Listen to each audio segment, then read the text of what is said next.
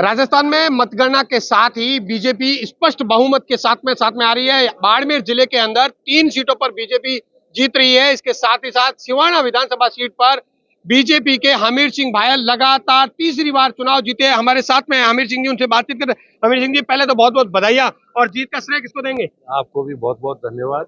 और ये जीत का श्रेय विधानसभा की 36 कौम की जनता को है, और जनता का ही प्यार जो था वो भाजपा की जीत दिलवाई है। मैं तो एक सेवक के रूप में कार्य करने वाला कार्यकर्ता हूं, और कार्यकर्ता के रूप में जनता ने मुझे प्यार से जिताने की कोशिश की और भाजपा को जीते। इसके लिए मैं 36 कौम के और भाजपा के कार्यकर्ता और जनता को बहुत बहुत धन्यवाद देता हूं, साधुवाद।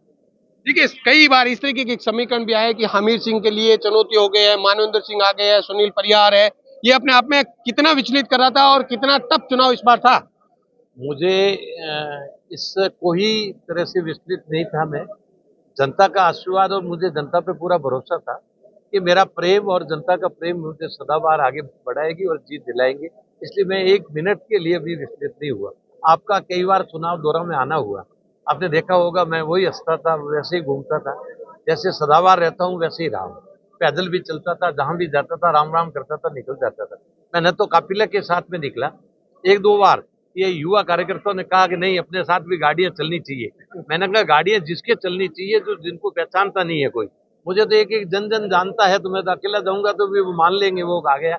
इसलिए मुझे कोई ऐसा महसूस नहीं हुआ। बीजेपी सत्ता में आ रही है, 109 से अधिक सीटें स्पष्ट बहुमत के साथ में आ रही है। तो क्या मानते हैं हमीर सिंह जी, क्योंकि हमीर सिंह तीसरी बार लगातार चुनाव जीते हैं, तो मंत्री की रेस में भी आ गए।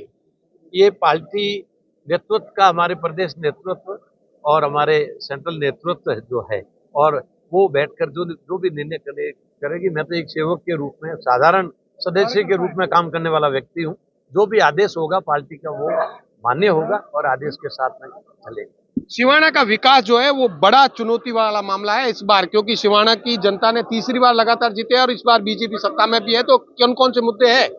मतलब सिवाना के अंदर मैंने 5 साल में जो 13 से 18 तक कार्य की जो नींव शुरू की थी, उसको अवरुद्ध करने में कांग्रेस ने खूब मुझे परेशानी में भी डाला।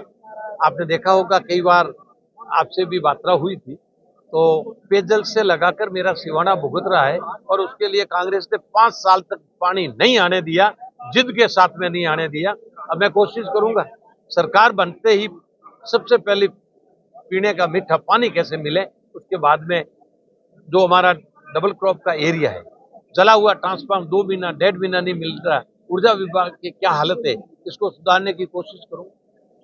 तो ये है हमीर सिंह भायल, जो तीसरी बार लगातार चुनाव जीते हैं, और साथ ही साथ में तीसरी बार जीतने के बाद में मंत्री पद के अंदर भी दावेदारी कहीं न कहीं अब हमीर सिंह की हो चुकी है। तो देखने वाली बात होगी, क्योंकि बीजेपी स्पष्ट बहुमत के साथ में, और हमीर सिंह का कहना है कि इस बार जो है वो पानी का जो मुद्दा है वो अहम रहने वाला है, और सिवाना की जनता के लिए जो पानी की समस्या है उसकी समस्याओं से समाधान करवाएंगे।